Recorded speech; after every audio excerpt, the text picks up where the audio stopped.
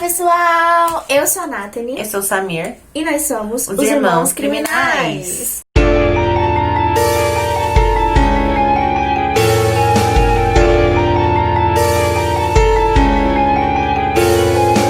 E hoje nós vamos contar sobre o caso das meninas de Alcácer. 3 melhores amigas que foram sequestradas, torturadas e estupradas na cidade de Alcácer, próximo ao município de Valência, na Espanha. As meninas chamavam-se Miriam Garcia, de 15 anos, Antônia Gomes, de 14 e Desiree Hernandes, de 15 também. O acontecimento ocorreu próximo ao Pântano de Tous, na Espanha. E esse caso ficou muito famoso devido à grande brutalidade e os detalhes que foram revelados na autópsia. Então, é um caso bem pesadinho, sabe? Elas queriam ir para uma festa da sua escola que ia acontecer na cidade vizinha, numa discoteca chamada Cooler. Elas pegaram uma carona para chegarem no lugar, mas nunca foram vistas de novo. Pois é, gente, elas queriam muito ir nessa festa e elas pegaram carona com um estranho. Tipo assim, coisa que eu não faria nem a pau, né? Porque, olha, vou te falar que eu tenho medo, sabe? Eu tenho um pouquinho de amor à vida ainda. E os pais delas não puderam levar elas por motivos maiores. E aí elas queriam tanto ir. E os pais, tipo... Ainda mais pegar carona com 2 caras, né? Gente, pelo amor de Deus, né? Se eu não confio nem em Uber a gente vai aqui atrás. Por quê? Porque qualquer coisa, se ele fizer alguma coisa com a gente, o que a gente faz? Pega o fone e... Entendeu? A gente estrangula ele. Agora não, vai do lado, vai... Gente, tem gente que é meio assim, né? Mesmo que era 1900 e bolinha, não tem amor à vida. Mas enfim, prosseguindo aqui a história. E elas ficaram desaparecidas por mais de 70 dias. E esse caso ficou tão famoso na Espanha e mundo afora, que virou documentário na Netflix. Imagina o desespero desses pais, né?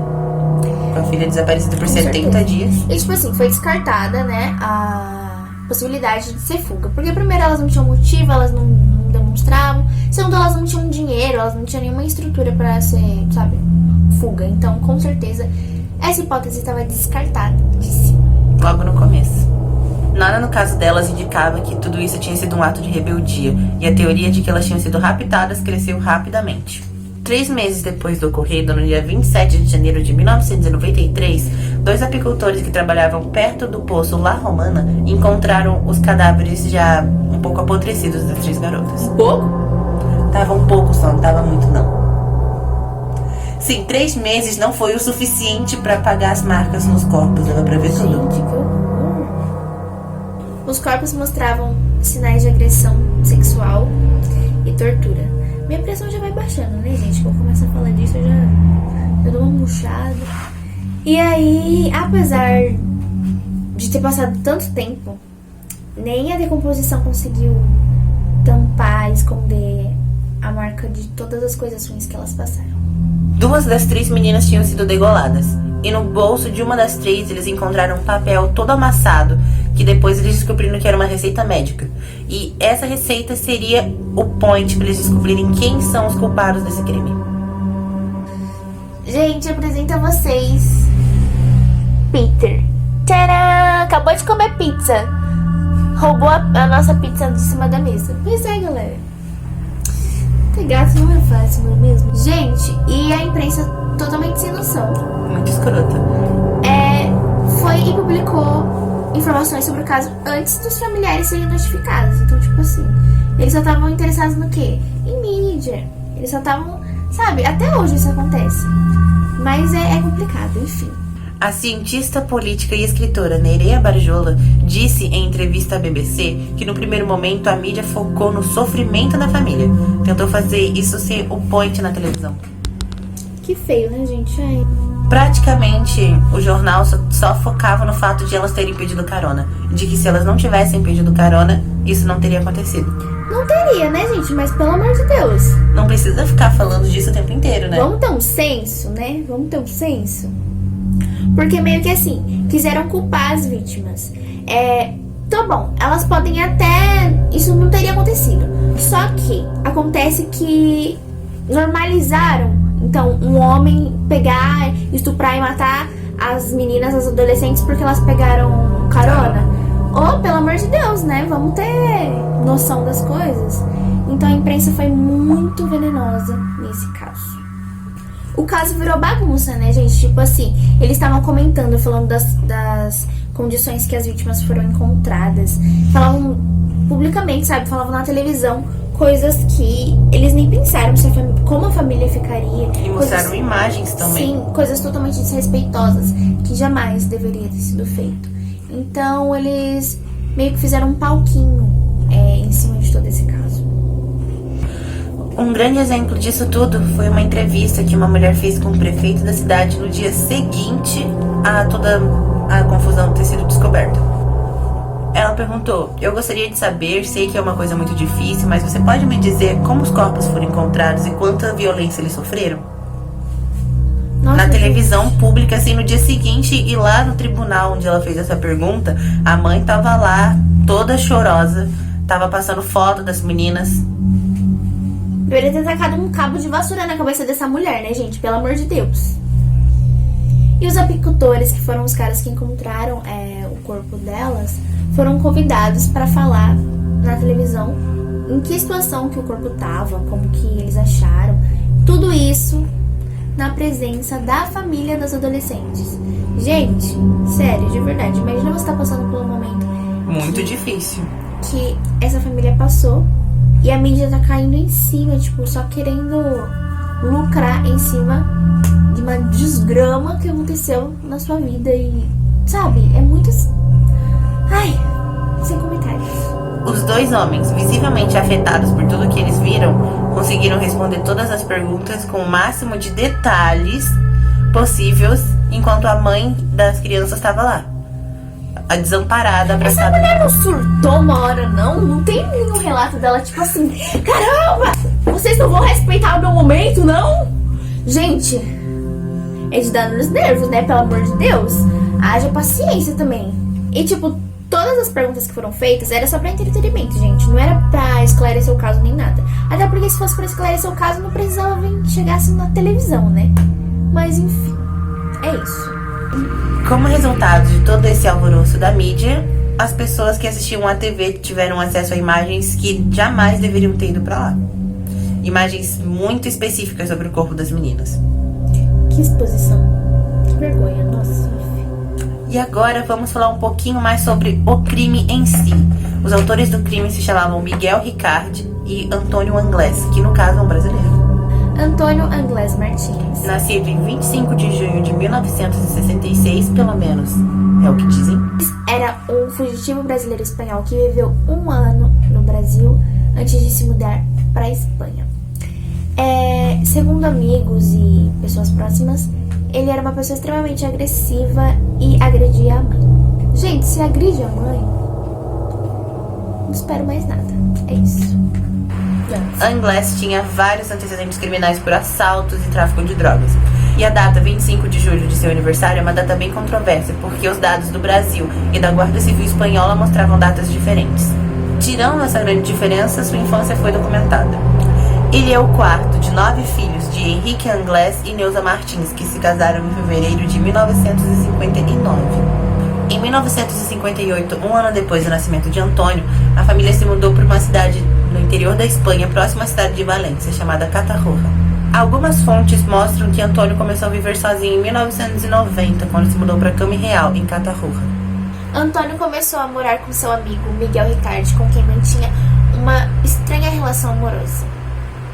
E com um de seus irmãos, chamado Henrique.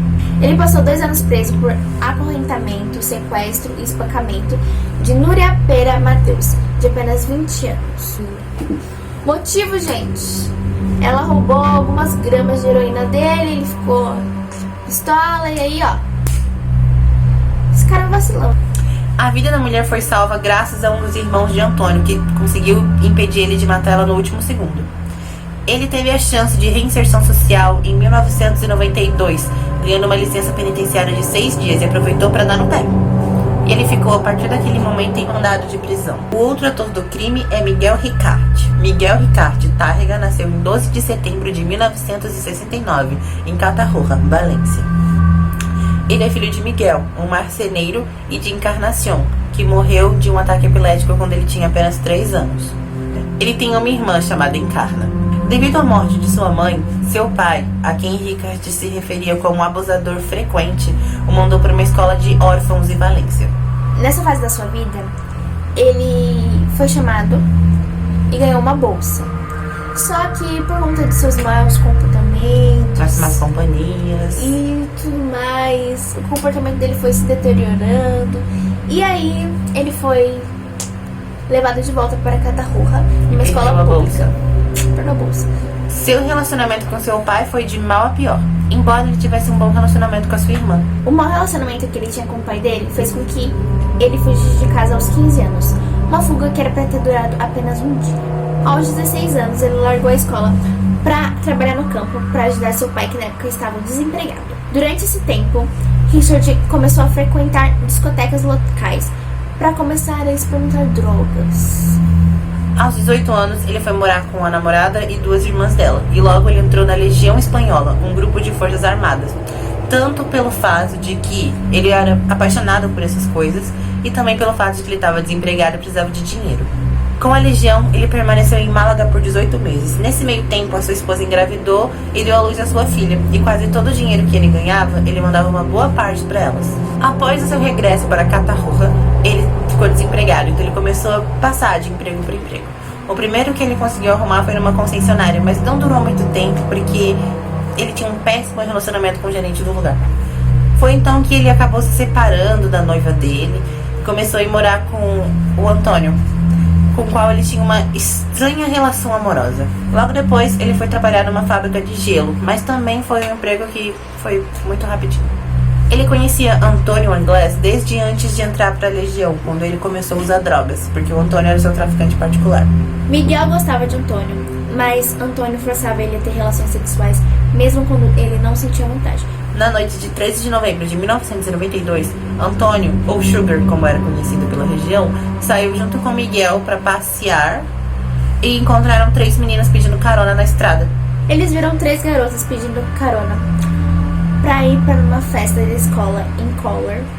E quando ele falou se elas estavam indo para Color, elas entraram no carro e aí foi que a merda aconteceu. Quando chegaram em frente à discoteca, Anglés falou para Ricardo continuar dirigindo. As meninas imediatamente começaram a gritar. Anglés então pegou sua arma e bateu na cabeça de cada uma delas, as desmaiando, amarrando elas e falando para Anglés dirigir para Catadal. Ele sugeriu a cabana meio caída de La Romana para levar as meninas, e 2 delas foram estupradas. Mais tarde, eles decidiram amarrar as garotas e saíram para a cidade para procurar alguma comida. Depois voltaram, estupraram a 3ª garota e depois eles cavaram um buraco, forçaram elas a entrarem nos buracos. Depois eles mataram elas lá dentro e enterraram elas. Pelo simples fato de que da psicopatia deles, né, gente, do prazer de ver elas sentirem dor. Eu não consigo entender como existe gente assim, mas existe. Depois eles pegaram os cartuchos das armas e foram embora. A receita médica que foi encontrada no bolso de uma das meninas identificava Henrique Anglés, irmão de Antônio, que tinha sido atendido no Hospital La Fé alguns meses antes porque ele tinha contraído sífilis. Antônio não estava em casa quando a polícia chegou lá procurando seu irmão Henrique. No entanto, Miguel estava lá. No começo, Miguel foi com a polícia de boas para a delegacia responder todas as perguntas, mas conforme as perguntas foram ficando mais detalhadas, ele começou a ficar um pouco mais nervoso e parou de responder. Em uma das suas frases, ele falou que estava sendo dominado por Antônio, e foi aí que a polícia deduziu: será que eles têm alguma relação? Então o policial disse, abre aspas, vamos Miguel, eu até sei que Antônio te forçou a fazer sexo com ele, fecha aspas. E segundo o policial, foi assim que Miguel começou a falar. Rickard deu várias versões contraditórias da noite do crime.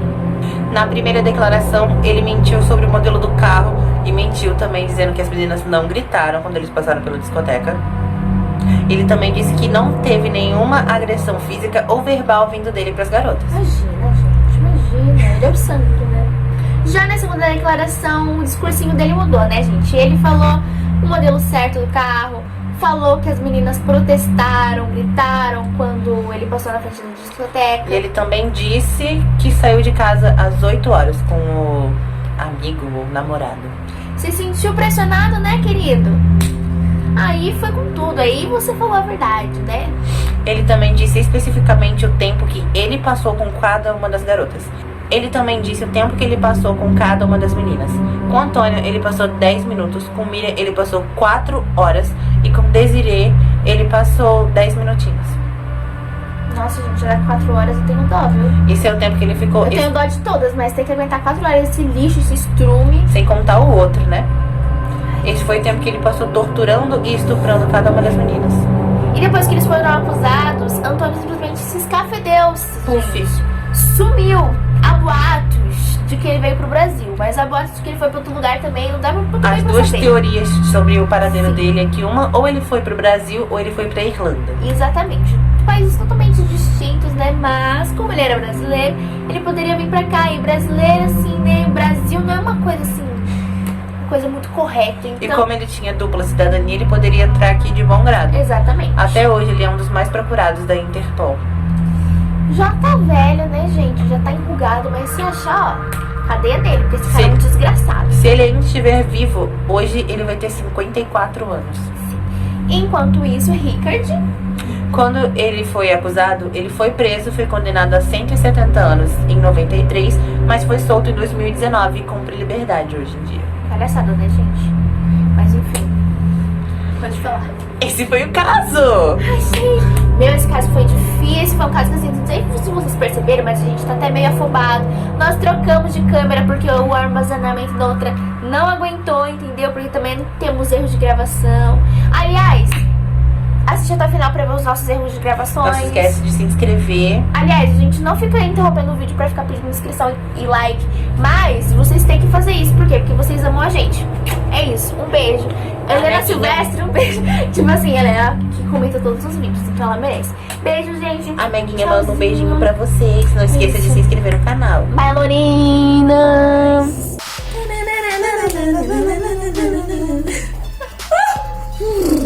Ele aqui, ó. Oi, galera. Tudo bem? Espanha. Espanha. Os acontecimentos. Vocês não vão acreditar no que ele fez. Vocês vão acreditar no que ele fez. Você começou a fazer. Você tá... É que eu tô... Vamos! Por que mandou você pegar pior? Quebra a casa! A sereia bajuladora. A cascavel do Piauí. A imprensa. Mano, eu tô aqui, ó. O Peter, sabe? Ele não solta um pelinho, sabe? Ele solta um pelinho. Ele é o quarto de 9 filhos de Henrique Anglés e Neuza Martins, que se casaram em fevereiro de 1959. Por que você tá indo? Uma cidade em Valência.